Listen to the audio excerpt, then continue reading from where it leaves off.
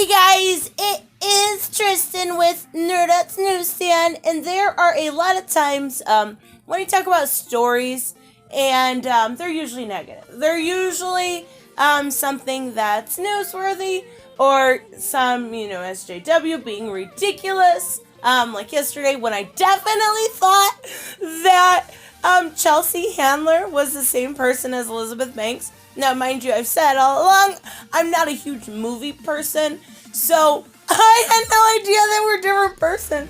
Like, if you look them up and you Google search them, they look so much alike. And then I realized Chelsea Handler wasn't the person that did Charlie's Angels. She's a comedian, and I remember seeing her before, and I'm like, wow, this chick's awful. Like, she's absolutely awful. But that's regardless. What I want to talk about today is moving forward with my channel. There are things I want to change a little bit. I don't want to do just the negative. And I said this in my New Year's video, that I want to change a little bit, that I want to kind of shape my channel to be a little bit more optimistic. I think I'm generally a pretty optimistic person, but when you grab a story, you're of course going to grab for something that people are going to click on more likely, that people are going to want to hear about the ridiculousness. So I want to, every once in a while, dial that back a bit and talk about the happy, talk about the good in life. Well, this isn't that.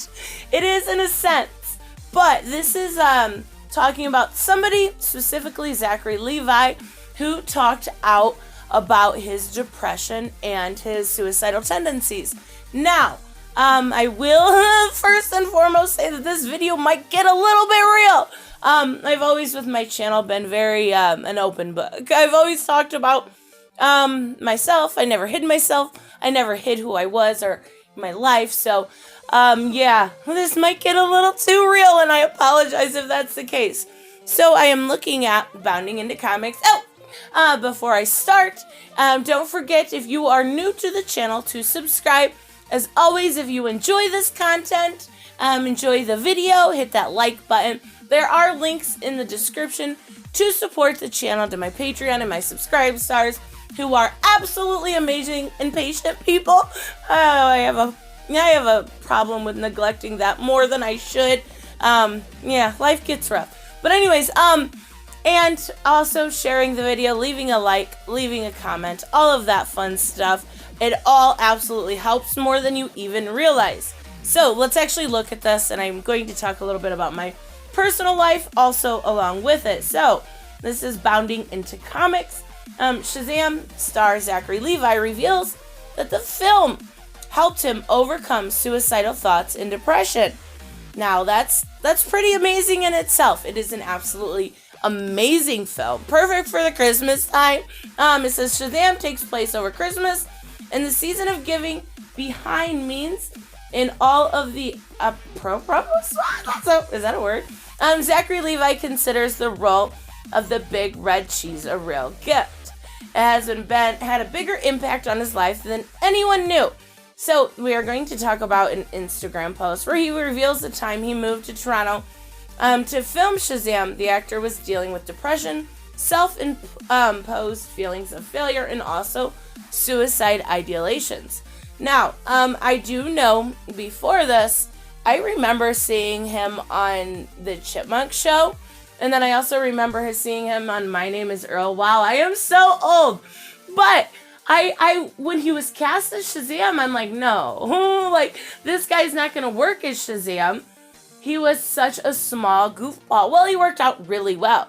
So it says, he shared art by Jim Lee, and I will show that. In a lengthy emotional post, Levi talked about the uncertainty when it came to life and expectations he placed on himself. And before I even go any further, obviously beautiful picture by Jim Lee. Everybody puts those expectations on themselves. And I've done it to myself for a long time. I am my worst enemy. I am my own worst enemy. I absolutely have this expectation of how I have to be, and 99% of the times I don't meet it. And I've been very open with the crazy that I am on the inside. I've always had really bad body morphic disorder. I grew up in a not great situation, and I suffered from anxiety and anorexia. Anorexia really bad. So my whole life, I grew up with these idealizations that I had to be perfect. I had to look perfect always. I had to always kind of be perfectly fit. I had to, and if I wasn't, and I never was happy, but if I wasn't, if I felt like I had gained too much weight, or if I started to look off more than what I should, then I would starve myself. I was never one for bulimia. Yeah, I just can't stick my finger down my throat. I used to be jealous of the girls that could. Tell me how much messed up that is. But even as I grew older, there was a time where I was really happy. And then you put those expectations on yourself. And you're, like I said, you are your own worst enemy. So you're never absolutely going to meet them. And I never did. So I was always very hard on myself. And I think when moving forward, when I put expectations on myself or my channel or how I am as a person, I think I need to be a little bit more clairvoyant with it. I think I need to be a little bit less self-defeating. That's hard, but it's the truth. So it says 2 years ago today, I was moving to Toronto for the 4th time in 3 years to begin working on Shazam, one of the single greatest gifts I had ever been handed. Ironically, just 4 months prior, I wasn't even sure if I wanted to live anymore. My goals and vision, my hopes and dreams, and therefore expectations for myself have always been a lot. So much so that when I surveyed my life a few years back, I genuinely felt like I was failing at it. Failing myself, failing my family, failing the world. I didn't feel worthy of love that was around me.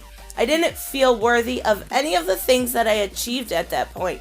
I totally get what you're saying. There are many times, I mean, even to the point up until right before Christmas, that I will fall back into a depression where I think, I can't even look at myself in the mirror. I know I have really bad, like I said, body dysmorphic, where I can't even look at myself in the mirror because I am just, and I'm okay right now, but I won't look because I am disgusted with myself.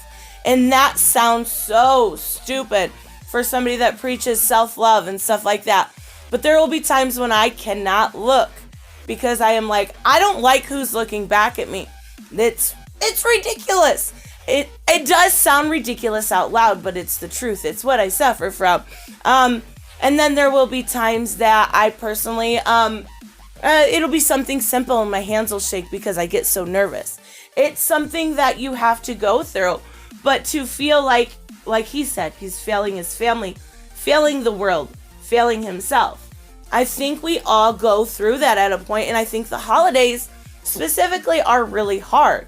He was offered the initial audition. Levi turned it down because he didn't feel worthy of that, or until he sought out help when the mood began around. Then came the beginning of finally loving myself, and then came the miracle. That was me stepping into a life-changing role. I will no doubt be on a journey of self-love for the rest of my life. I am so grateful for the lesson and strength found through the darkness. He said he's forever indebted to producer Peter Safran and Richard Brenner, New Line Cinema, and Warner Brothers in DC for believing in him. In closing, Levi thanked Jim Lee, who's one of his favorite artists and now someone he calls a friend. Thank you, Jim Lee, for this incredible artwork. You've always been one of my favorite comic artists, and now you're my friend. Oh, I want to be Jim Lee's friend. So I want to step back a little bit when he said, all of this kind of, it almost seems like he was at the bottom, rock bottom is what they say, for him to able to rise above it, love his life, be grateful for strength and stuff that he found through darkness. I think a lot of times, even with myself, when I get into those funks, is I have to realize how good I actually have it. You have to kind of sit back and be like, look, I am loved. I am a great person or a great human being in general. Not everything matters as far as the stuff I personally go through. But I think it takes that darkness to finally lift you up and be able to realize that it's okay to be depressed every once in a while. It's okay to go through those things, because at the end of the day, you can use that darkness to rise above. And I think a lot of times it takes me personally, and that sounds silly, because I like I said, I've never talked about this on my channel before, but I have tried. Oh, how do I say this for YouTube to not demonetize me? Tried offing myself once before. Now, that was 10 years ago or so, and that was the darkest place in my life. I have never been at a darker place. So that day forward, after I had my stomach pumped and I got out of the hospital, was the day that I realized I had to work on me. I had to kind of see what other people saw, whether it was somebody who was compassionate or caring, whether it was somebody who, was able to look at themselves in the mirror. It sounds silly, and I know I keep saying that, but everyone goes through their own things. When you go through that, you have to hit rock bottom in order to see the light, and that's what it took for me. It took me trying to take my own life to realize what a special person I was. Even if I'm just a basic bitch, I am still me. So I think this is really great. I want to try to showcase something positive like this, something uplifting, something that can give you motivation at least once a week, and then the rest is going to be my TDS. Let me know what you guys think. I will see you in the next one. Bye-bye. Hey, I want to give a huge shout out to my Subscribe Star and Patreon. You guys literally make this channel possible. Thank you so much, Sanjuro, Way Else One, BG Torrance, Black Knight Fool, Brucey, Grand Smear, Jeffrey Allen Carnes, Jeremy Burtz, Mike Buckner, Robert, and Timothy French. You guys are freaking amazing. Thank you so much, and make sure you like and subscribe, and I will see you guys in the next one. Bye-bye.